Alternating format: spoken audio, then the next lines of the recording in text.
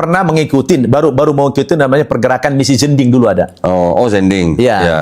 pergerakan misi Zending begitu. Ya, dulu kan ada namanya Murtadin yang terkenal dulu, Yusuf Roni, Hamran Amri. Ya, Itu dulu kan dia kalau ceramah kemana-mana itu kan dia bikin majalah namanya Sinar Kasih. Nah, itu terkenal dulu tuh. Majalah Sinar Kasih itu dulu tahun-tahun 80-an terkenal, isinya itu banyak ayat-ayat Quran. Oh, oke. Ayat Quran, hadis yang diselewengkan artinya gitu kan. Jadi sebenarnya saya itu dulu sudah mulai, saya bersyukur juga sebenarnya. Artinya dengan adanya orang murtad itu awal mula saya terinspirasi ingin tahu agama Islam seperti Malah apa. jadi ingin tahu agama Islam. Jadi sebenarnya ada kontribusi dia. Gitu kan? Jalan hidayah ya. Jadi aja begitu gitu. Saya dulu kagum kalau mereka itu pidato-pidato begitu ya, dengerin dengan kasetnya atau apanya gitu dulu. Dulu kan masih pakai kaset tuh ya. Saya kagum dulu. Ya, kalau umat Kristen di Indonesia sih rata-rata tahu lah ya, Yusuf Roni lah ya. Oh iya, Yusuf Roni, Hamran Amri dulu terkenal. Hamran Amri itu orang Banjar, Murtad. Jadi dulu terkenal. Tapi yang paling viral itu Yusuf Roni. Nah, itu dulu terkenal banget gitu kan, karena beliau punya public speaking yang bagus. Nah, tapi saya dulu kagum begini, dengerin ceramah-ceramah yang agak berbau perbandingan agama. Wah ini. Nah, karena saya dulu nggak tahu Al-Quran, dengerin orang baca Quran kagum-kagum aja. Nggak tahu saya benar apa salah itu kan. Ya namanya orang murtad kan. Gitu. Nah, jadi tapi ala kulli hal itu ya hikmahnya ya bisa menginspirasi saya juga. Ya sedikit banyak saya dapat. Mohon maaf nih, Tat, mohon maaf. Ya. Poin apa yang menjadikan Ustadz Nababan akhirnya keluar dari Kristen? Jadi gini dulu, sebenarnya panjang sekali. Udah sering saya nih panjang. Ceritanya panjang sekali. Poinnya aja, poin utamanya aja. Jadi dulu ada orang Madura. Orang Madura itu dia pedagang sebenarnya, bukan ustadz. Nah, dia itu dulu datang ke Sumatera Utara. Nah, dia dagang. Saya nggak tahu dagangnya apa gitu kan. Tidak sengaja suatu hari kita ya ketemu beliau lah. Jumpa beliau satu tempat gitu kan. Nah, beliau tahu saya tidak Islam. Ya, dia agak dakwahi saya gitu kan. Ada dakwahi saya gitu. Lalu apa namanya? Dia ada buku. Nah, buku ini sudah lapuk. Warnanya udah kuning. Jadi kitab kuning lah. Wah, penasaran juga nih, buku apa nih, Ustaz? Saya nggak tahu judulnya waktu itu apa gitu kan. Dikasih hadiah. Nah, waktu itu dia bilang apa namanya? Baca ini buku ini. Mohon maaf, orang Madura. Orang Madura. Bukunya buku debat agama bukan? Iya debat. Jadi saya waktu itu belum tahu. Kalau nggak salah, kalau nggak salah saja, saya nebak nih ya. Itu buku judulnya kemungkinan besar dialog ketuhanan Yesus. Itulah. Tapi itu dulu udah lapuk, udah ada covernya.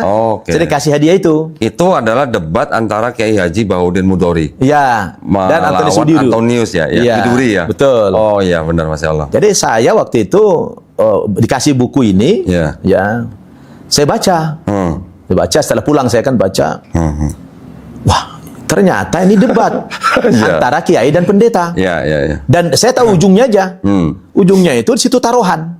Kalau kiai ini kalah masuk Kristen, kalau si pendeta ini kalah masuk Islam. Ternyata dalam buku itu ceritanya kalah pendeta Antonius ini masuk Islam. Kan begitu. Di malam ke-8. Jadi saya bilang sama si Bapak Madura ini, Pak, saya pengen jumpa dengan apa namanya? Apa ini Kiai ini hebat sekali Kiai ini, si Kiai ini. Ini Kiai ini saya sebagai orang dari Batak sana kan fanatik banget kan.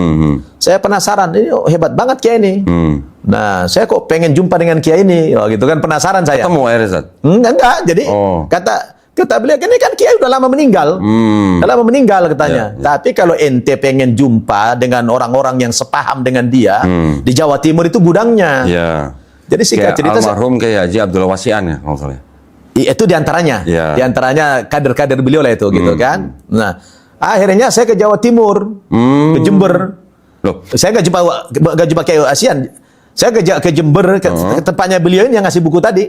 Oh, ke Madura? Bukan ke Madura, dia orang Madura. Jembernya? Orang Madura, tapi tinggalnya di Jember. Nah, jadi situ dia bilang, ya udah kalau mau dialog begitu, di sana banyak gudangnya di Jawa Timur itu. Orang-orang itu paham banyak gitu kan.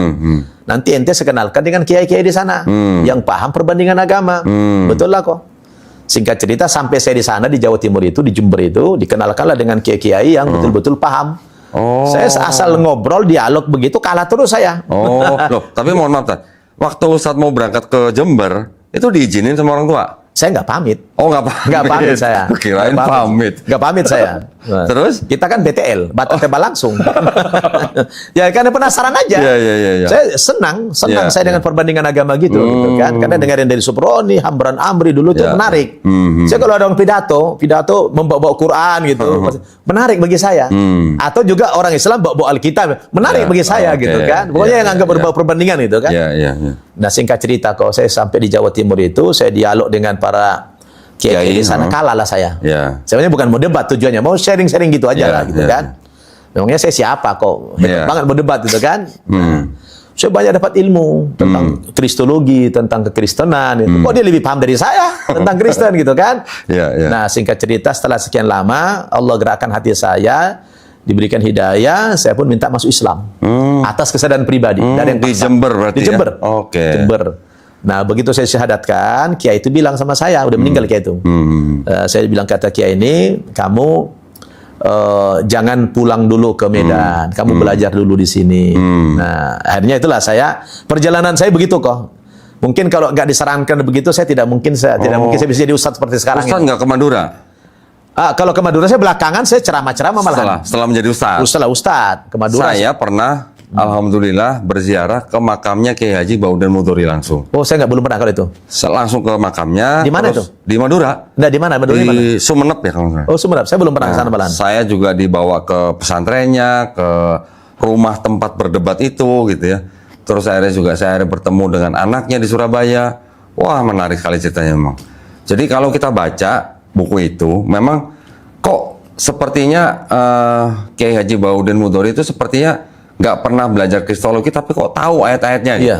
Nah, menurut anaknya, itulah yang disebut dengan ilmu laduni katanya. Masya Allah. Ya, kita yang membaca aja, saya sebagai yang sudah belajar kristolog bertahun-tahun gitu ya, saya ketika membaca, bener ya, kok dia bisa tahu ini, bisa tahu ini, bisa tahu ini gitu.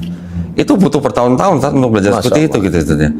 Alhamdulillah Dasar, ya. Bang, dasar. Iya, seperti ada orang seperti Kiai Haji Baudan Mudori gitu ya, yang membuka mata lah istilahnya lah ya. Betul. Bisa membuka, ya juga bisa menjadi jalan hidayah juga itu ya berarti ya. Iya. Buat Ustaz Wawan ya. Buku itu berarti ya. Betul. Oh, sekarang baru tahu saya Ya, nih. ya banyak lah ceritanya. Ya, di antaranya lah itu semua kan Ya, ya, akumulasi ya. sudah itu. Ya, ya. Allah kalau berikan hidayah kepada seseorang itu kan dengan macam-macam cara Ya, gitu betul, kan. Di antaranya begitu. Betul. Tapi yang mula-mula menginspirasi saya adalah orang-orang yang murtad itu justru. Iya. Iya. Itu. Ya. Alhamdulillah. Jadi ada perjalanan- rasa senang perbandingan agama gitu kan. Ya. Iya kok. Nah, sekarang ini kalau kita bicara perbandingan agama, kan kita sering dituduh penistaan gitu saja. Gimana kalau menurut Ustaz Wawan? Oh, keliru. Pemerintah dalam hal ini Kementerian Agama ada kampus yang berkiblat ke Kementerian Agama namanya UIN. Dulu YIN. Ya kan? YIN itu dari dulu Ya, sudah ada jurusan perbandingan agama. Usuluddin. Ya, Usuluddin. Ada. Kalau itu dianggap sara atau menistakan agama yang lain, buat apa diadakan perbandingan agama itu? Tapi gini, Tat, mohon maaf, Tat. Yang saya tahu, Usuluddin yang di UIN itu kan hanya membandingkan. Iya. Tapi kan tidak ada yang berani bilang ini salah, ini benar, ini salah, ini benar. Itu hanya membandingkan saja, hanya Iya. memperlihatkan bedanya apa gitu. Betul. Ya, ya artinya beda dengan kristologi kan, Tat? beda. Nah. Walaupun hanya wacana seperti itu, artinya kan berarti kan ada teks-teks agama lain yang dipelajari. Ya. Gitu kan. Ya. Jadi kalau itu dianggap menista agama, ya udah bubarkan aja itu. Ini tuh perbandingan agamanya gitu.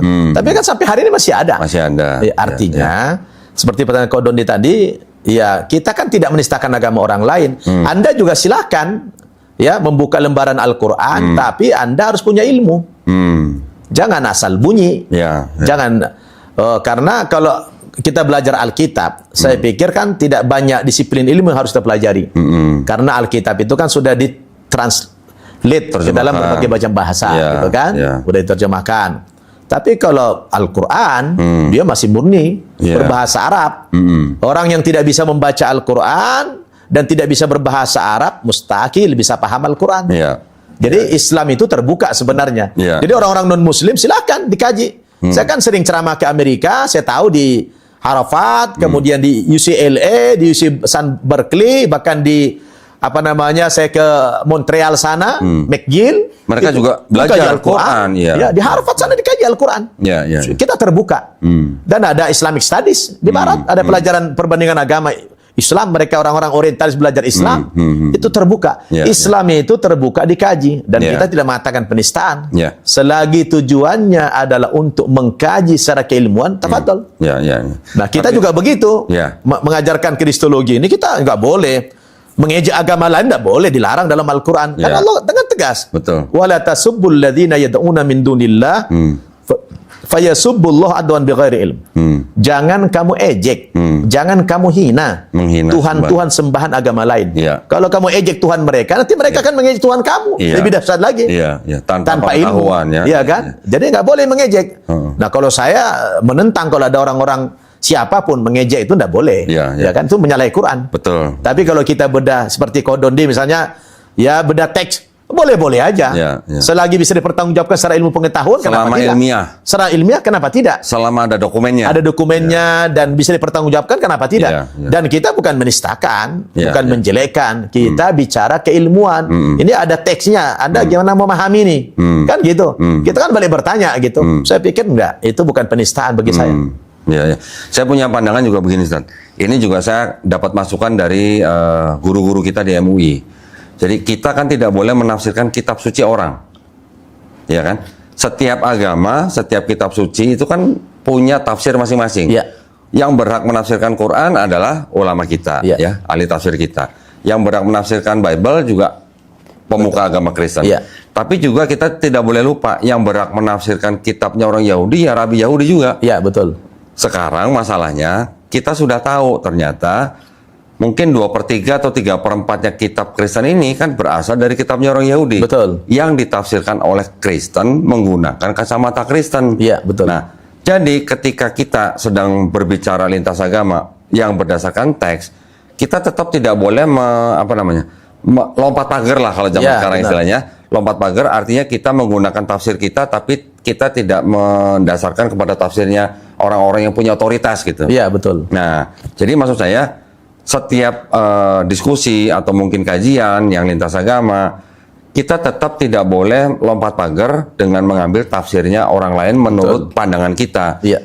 Ya, karena kita juga tidak mau Quran ditafsirkan oleh orang yang bukan Islam gitu kan. Betul. Nah, maksudnya gitu, Ustaz. Iya. Jadi kalau misalnya saya juga berdebat dengan pendeta, saya kan juga membawa tafsir dari pihak mereka juga. Iya. Saya juga membawa tafsir dari pihak Yahudi juga. Iya. Kalau misalnya ada perbedaan, nah tolong jelasin gitu aja. Iya, betul. Itu yang saya lakukan gitu. Biarkan mereka menjelaskan. Biarkan mereka menjelaskan. Kalau ternyata tafsir mereka berbeda dengan tafsirnya Yahudi, tapi ternyata mereka mengambil dari kitab Yahudi, nah terus bagaimana? Gitu. Betul. Benar, benar. Iya kan? Benar. Kita tidak boleh seperti Kristen yang menafsirkan kitab suci orang menggunakan kacamata mereka. Betul. Gitu. Ya nggak bisa. Iya kan? Nah, kita sebenarnya juga mungkin kalau dipikir-pikir ya, Ustaz ya, ngapain sih kita bahas-bahas begitu ya? Iya. Kita terutama istilahnya saya dari Yayasan Pembina Mu'alafah Tauhid, kenapa kita melakukan hal-hal seperti itu? Karena ternyata memang dari saudara-saudara kita yang Kristen masih banyak dan masih punya yang namanya program kristenisasi. Itu yang menjadi alasan utama kita masih bahas seperti itu, Ustaz. Saya mungkin ya, saya juga terinspirasi oleh dakwahnya Ustadz Nababan dulu ketika masih berdebat, Iya. ya kan? Karena dulu ketika saya masih kafir juga saya menonton debatnya Ustadz Nababan. Iya. Tetapi ketika saya sudah menjadi Muslim, saya sudah tahu apa itu dakwah. Betul. Dan saya sudah bergabung dengan Yayasan Pembina Mu'alafah Tauhid, yang mana di dalam Yayasan Pembina Mu'alafah Tauhid ini memang menempuh jalur perang pemikiran, Ustaz. Iya, betul. Kemudian qadarullah karena saya ditunjuk menjadi ketua Litbang dan saya diberi tugas untuk berdebat dengan para pendeta, tapi kan kita harus tahu untuk apa sih kita berdebat gitu kan. Iya. Ternyata tujuan kita berdebat itu adalah untuk melindungi akidah umat Islam kita Betul. juga, Ustaz. Nanti kalaupun misalnya dari hasil debat itu ada orang yang belum muslim menonton sama seperti saya dulu menonton video debatnya Ustaz Nababan mendapat hidayah, itu kan bonus saja itu. Benar. Itu udah izin dari Allah bukan Benar. karena kita saja. Betul. Nah, kira-kira gitu saja. Iya, jadi gini kok. Setelah saya pelajari dan baca banyak buku-buku kitab agama lain, saya menyimpulkan di dunia ini dari sekian banyak agama, hanya ada 2 agama misi. Misi ya, Ya, hanya 2 agama misi. Iya, iya, iya. Yang pertama agama Kristen, Iya. yang kedua agama Islam. Iya, betul. Apa itu agama misi?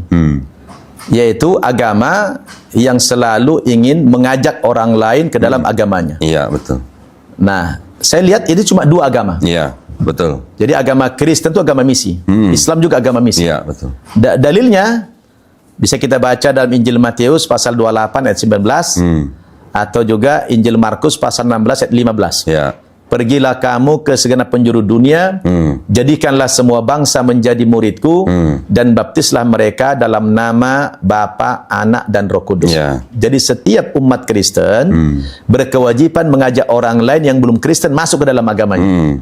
Sebagaimana Islam juga ternyata itu agama misi. Iya, betul. Allah mengatakan dalam Al-Quran surat Saba ayat 28, wa ma arsalnaka illa kafatan linnas basyira wa nadhira walakinna aktsarun nasi la ya'lamun. Tidak kami utus engkau Muhammad terkecuali untuk seluruh umat manusia. Ya. Jadi Rasul itu untuk seluruh umat manusia, Ya. bukan hanya untuk orang Arab saja. Ya. Untuk seluruh umat manusia dengan membawa berita gembira dan peringatan, kata Allah.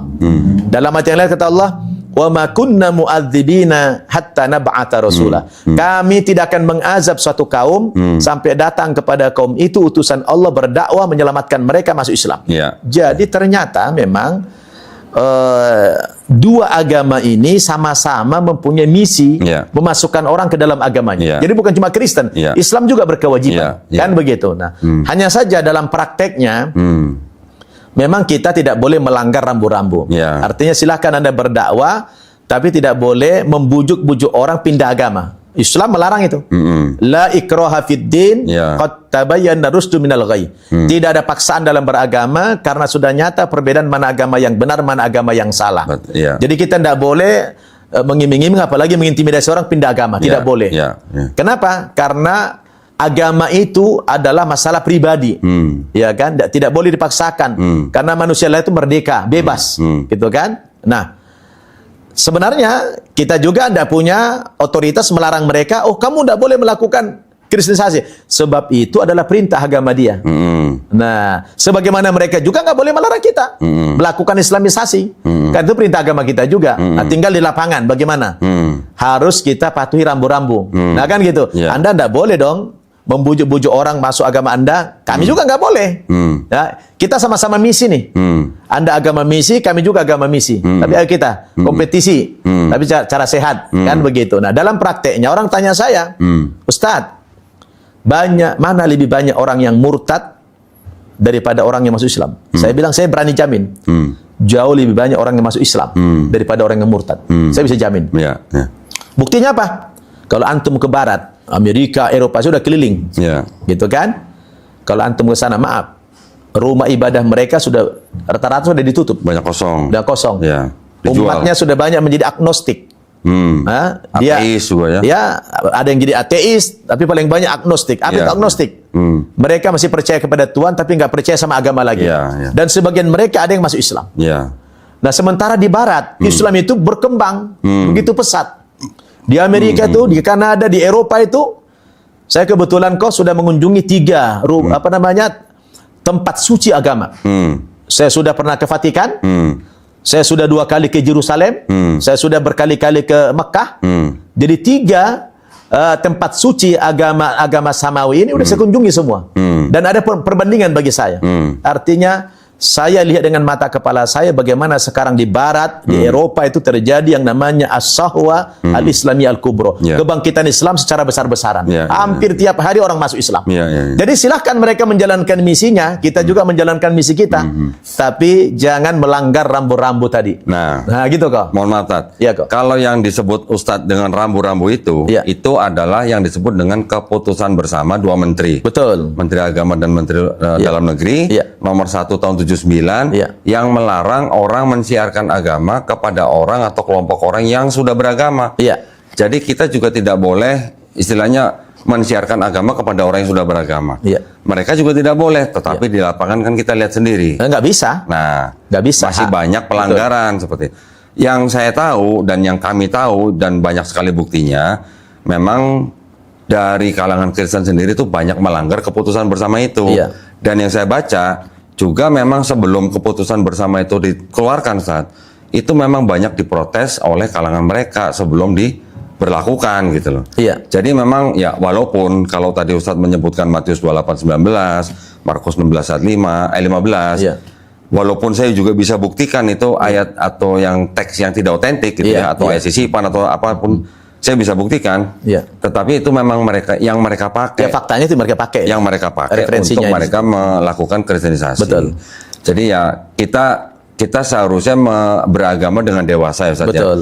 Betul bahwa agama kita juga agama misi, agama mereka juga agama misi, kita melakukan misi kita masing-masing. Betul. Tetapi jangan sampai melanggar aturan yang sudah dibuat pemerintah, Benar. kan gitu Ustaz ya. Betul. Ketika ada orang mau masuk Islam ya kita hanya bisa bantu. Iya. Tapi kita tidak boleh mengintimidasi tadi seperti Benar. kata Ustaz Nababan ya. Benar kok. Nah, kita lanjut dengan yang di barat nih Ustaz ya. Iya kok ya. Di barat ini kan Ustadz sudah melihat sendiri tempat-tempat agama, tiga agama suci tiga agama yang besar di dunia.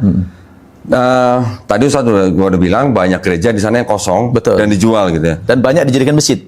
Banyak jadi masjid. Iya. Ada yang jadi diskotik juga gitu. Ya, jadi saya mau cerita kok. Ya. Orang Indonesia saja di Amerika, sama di Kanada, kita sudah punya kalau tidak 5-6 bekas gereja di masjid. Ya. Pertama, Ya.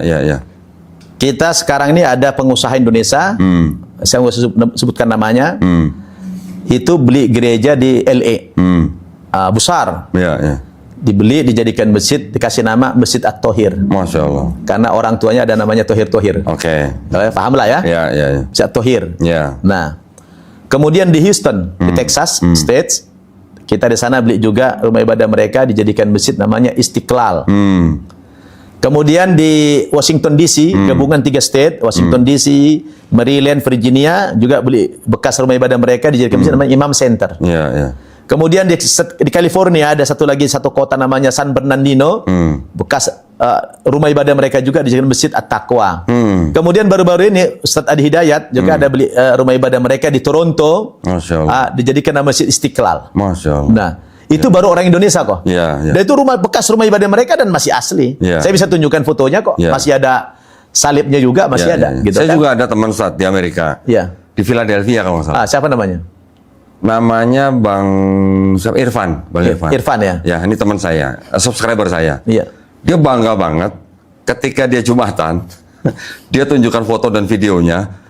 Oh Doni, ini bekas gereja katanya. Iya. Masya Allah. Alhamdulillah kok Keren, ya. kalau orang-orang Indonesia di Amerika yang memang orang pengajian itu pasti kenal sama saya lah. Ya. Karena sudah keliling. Ya, Hampir 40 state saya keliling di Amerika Masya itu tiap Allah. tahun itu gitu kan. Ya. Jadi saya lihat dengan mata kepala bagaimana kebangkitan Islam di sana itu baru orang Indonesia kok. Belum lagi orang-orang yang dari Middle East, belum lagi dari kalau kita pergi ke Manhattan.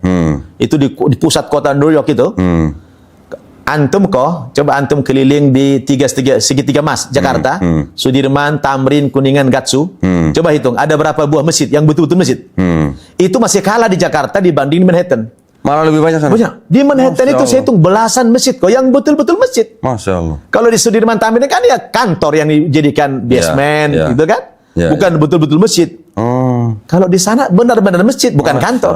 Masjid ada semua masjid. Itu belasan. Jadi di Manhattan lebih banyak masjid daripada di segitiga Mas Jakarta. Masya Allah. Iya. Nah kalau Ustadz Nababan sendiri pernah nggak beli masjid di Indonesia? Belum pernah saya. Kok beli masjid? Beli gereja, Belum pernah. jadi masjid Itu Kohan yang pernah. Sama Sama saya. Doni. Iya. Saya belum pernah. Karena belum ada yang nawarin sama saya. Belum benar. Nanti kalau ada kita sama-sama patungan. Boleh kita. Senang kita. Kita patungan ya? Iya, patungan kita. Iya. Alhamdulillah Ya, kalau memang dijual ya, kita Ya, boleh kalau cari. dijual, Ada yang ya. minta ya kita beli gitu. Iya, ya kita bantu lah ya. Kita bantu. Kalau ada yang butuh bantuan kita Iya. beli gitu ya. Iya, betul. Iya. Nanti ya Ustadz ya kalau ada info ya. Iya. Jadi ini terjadi kebangkitan Ya, sebenarnya. Jadi nggak apa-apa kok. Artinya begini. Ya. Dua agama ini agama misi. Ya. Ya, tinggal bagaimana di lapangan ya harus mematuhi aturan-aturan itu Ya. rambu-rambu tadi Ya, gitu kan. ya, Nah, ya. kalau kita dilarang. Ya. Islam keras, tidak boleh mengejek, tidak boleh memaksa, tidak boleh mengiming-iming orang pindah agama, tidak boleh itu. Ya. Dan kebanyakan orang yang pindah agama siapa ya kayak Kodon lah, orang-orang intelek gitu kan. Ya. Ya itu kebanyakan yang begitu Alhamdulillah. karena belajar, Ya. karena melihat, menganalisa gitu. Apalagi di barat. Di barat pasti bukan orang-orang gembel, Ya. orang-orang yang berilmu yang masuk Saya Islam. juga punya salah satu subscriber Ustadz. Iya. Di Itali. Di Itali, ya. Dia cerita sama saya. Sekarang banyak sekali makan katanya udah banyak lah sekali lah di Itali orang-orang warga negara Italia yang sudah menjadi ateis atau agnostik. Iya, Tadi betul. seperti Ustadz bilang ya. Ya, saya udah ke sana juga saya. Gereja di sana katanya sekarang masih ada yang datang, tapi kebanyakan orang tua dan imigran katanya. Betul. Benar. Jadi orang-orang sana sudah mungkin juga dulu pernah sempat terjadi protes ketika mereka protes ke Vatikan karena mereka kan dipotong penghasilannya kan. Betul. Ke Vatikan kan? Iya, benar. Nah, karena mungkin itu juga walaupun sekarang sudah tidak diwajibkan tapi sudah kadung mungkin ya. Iya, betul. Dan juga orang-orang juga sudah mungkin bisa mulai berpikir lah. Ya, kita bukannya apa namanya mau mempromosikan atau bagaimana, tetapi akhirnya Islam bisa dilihat sendiri sebagai agama yang rahmatan lil alamin. Betul. Jadi dan juga agama yang logis. Iya. Orang Barat kan sukanya logis-logis, Ustaz. Betul. Ya. Jadi ketika mereka melihat Islam, kok ini ada satu aturan yang mengatur manusia dari mulai dia lahir sampai dia mati, dari mulai dia bangun tidur sampai dia tidur gitu ya. Iya, betul. Semua aturannya ada ternyata di Iya, Islam ya. benar. Diatur semua. Nah, jadi alhamdulillah hal-hal seperti itu kan yang bisa kita tunjukkan. Benar. Jadi kan umat Islam atau muslimnya ini yang menjadi cerminan Islam gitu, Ustaz. Betul. Kalau penceramah-penceramah seperti Ustaz Nababan, ya ini hanya yang boosting aja lah, boosting. Tetapi yang menjadi cerminan Islam di lapangan, di masyarakat, kan muslimnya aja, Perilaku muslimnya. umat Islam itu ya. Jangan sampai kita muslim dipandang orang atau diobservasi sama orang, terus kita tidak menggambarkan Islam. Betul. Itu yang salah gitu saja. Saya sering bikin analogi ini kok. Ya. Orang non-muslim melihat agama Islam ini persis seperti anak kecil lihat durian. Anak kecil lah durian. Ah. Gimana, Ustaz? Itu anak kecil, ya katakan umur 4-5 tahun itu kan, lihat durian kan takut lihat durinya kok. Ya kan? Ketakutan lihat durian itu. Ya, tajam-tajam. Tapi begitu dibelah isinya, dikasih makan anak. Anak itu bukan cuma suka, doyan. Ketagihan terus. Iya. Gitu kan? Iya. Jadi orang non-muslim pun melihat Islam itu kok. Iya. Dari luar mereka melihat Islam itu casingnya itu menakutkan, seram, ekstremis, ya? Macam-macam lah, irhab, Iya. macam-macam itu ya kan, teroris. Dari luar mereka melihat itu. Kenapa? Di framing dengan apa namanya televisi, media barat itu ya, mainstream gitu kan. Fitnah lah ya. Gitu. Tapi begitu mereka bedah isinya, waduh, mereka ketagihan kok. Tuh. Kayak anak kecil tadi melihat durian. Tapi gini juga, Sat. Ini kan kita beberapa waktu yang lalu ini kan dari mungkin udah 10 tahun, mungkin 15 tahun atau 20 tahun yang lalu, kita sudah mulai mendengar apa yang disebut dengan Islamofobia. Betul. Betul ya, Sat, ya? Iya. Jadi Islam di mana-mana kan memang difitnah. Betul. Kenapa kita dengarnya hanya Islamofobia? Kenapa kita tidak pernah mendengar Christianity phobia gitu? Iya, betul. Iya kan? Kenapa cuma Islam? Nah, itu juga Karena mungkin, mereka yang punya media mainstream itu, Iya. mereka kuasai itu. Ya, jadi kan memang banyak sekali fitnah-fitnah tentang Islam di media-media. Saya pernah membaca sebuah lembaga di Amerika ya kalau nggak salah ya. Iya. Disingkat itu CAIR. Saya lupa singkatannya apa ya. Jadi lembaga CAIR ini yang mereka membuat laporan tentang kegiatan yang apa namanya, yang membuat Islamofobia itu selalu diangkat gitu. Dan ini butuh dana yang tidak sedikit, Ustaz. Iya. Dana ini kalau nggak salah yang pernah kemarin saya baca itu sampai 1,5 miliar Dolar. Ustaz ya. Bukan rupiah loh. Masya Allah. Dolar, Ustaz. Itu sampai 2014 kalau nggak salah tuh. Masya Allah. Jadi sampai segitu banyaknya yang di belakang itu puluhan organisasi yang mendukung kegiatan untuk Islamofobia itu. Iya. Sampai dana yang dikeluarkan sampai 1,5 miliar dolar. Bayangin. Jadi mereka nggak main-main gitu ya untuk memframing Islam gitu. Sebenarnya kalau kita ngeliat lagi kan dunia ini kan seperti terbelah dua. Betul. Yang satu belahan Islam, satu belahan bukan Islam. Yang bukan Islam ini mempunyai kepentingan, mungkin bisnis, mungkin budaya, mungkin apa ya, modernisasi, mungkin apapun lah, melalui jalan apa Tad? Bisa film, bisa food, bisa fashion, bisa freedom, bisa feminism. Kan ini semua yang menjadi racun-racun kita gitu Tad. Betul.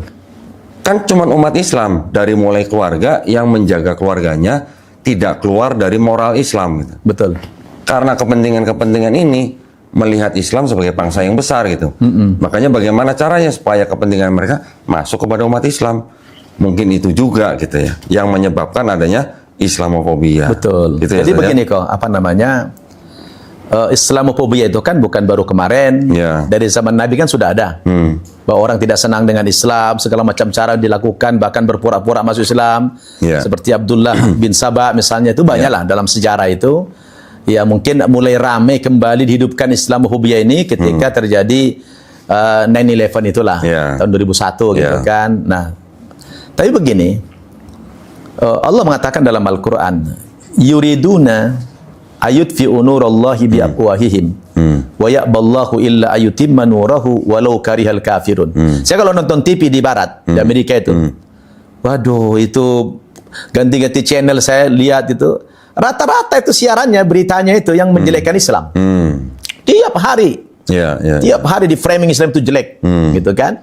Tapi yang saya tidak habis pikir, hampir tiap hari pula orang masuk Islam di sana.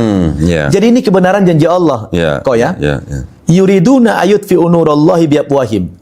Mereka berusaha untuk memadamkan cahaya Islam ini dengan mulut-mulut mereka, dengan ucapan mereka, dengan berbagai propaganda mereka.